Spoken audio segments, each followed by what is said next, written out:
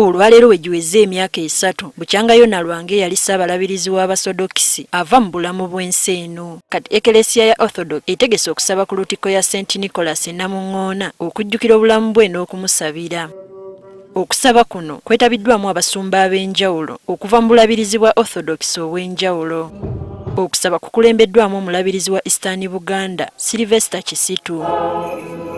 Ono asinzidde wano n'atendereza omugenzi Yona Lwanga olw'omukululo gwe yaleka naddala ng'asiga obumu mu bantu awatali kwawulayawula mu nzikiriza. Omusajja eyeewaayo obulamu bwe bwonna ssekinoomu n'amala okusoma kwe n'alyoka aweereza Katonda n'alyoka aweereza Eklisiya ye n'ayagala nnyo n'eggwanga lye era nalyo n'aliweereza. Bakira buli muntu asituka okwogera ng'atendereza obuvumu omugenzi bwe yakozesanga okuvumirira ebikolwa ebikyamu mu ggwanga n'obutekkiriranyanga. Ensi eteemulabanga buli kaseera naye yawuliranga eddoboozi lye ng'ayimiridde ng'akiikirira era mu ddoboozi eryo ng'akiikirira eddoboozi ly'abannaddiini okubeera nti ateekawo eddoboozi eppabuzi. One must look back at his formative years, especially his education.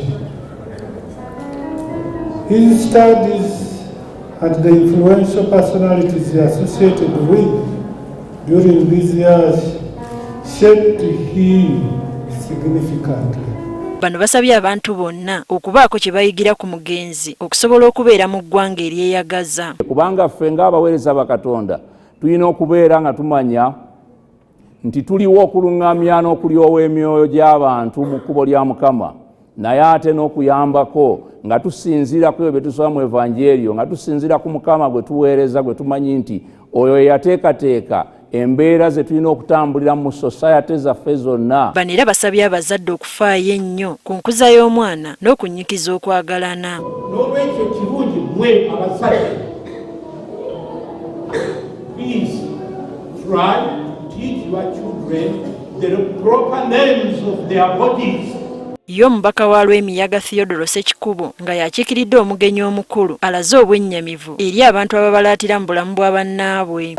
Akulira ebyobulamu yali yawandiika nti abange wano nga wagenda kubaawo enjega nga mu kasasiro muzzeemu olwatika naye olw'okuba abantu balya banywa beeyagala bavuga emmotoka tewali ajjukira. Ono era avumiridde n'engeri ebitongole by'ebyokwerinda gye biddukanyamu emirimu gyabyo naddala bwe kituuka ku b'oludda oluvuganya gavumenti. Embeze w'ekibiina ekya NU kyabadde kigambo kibi. Otunuulizaayo otya emmundu oli atuukibwe okutuukibwako ebisago. Ekigambo ekyo kyatwennyamizza.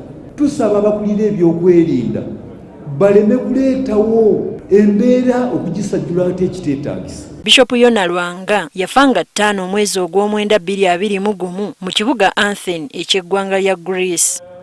Teddy Nakaliga agafeeyo ku Spark TV.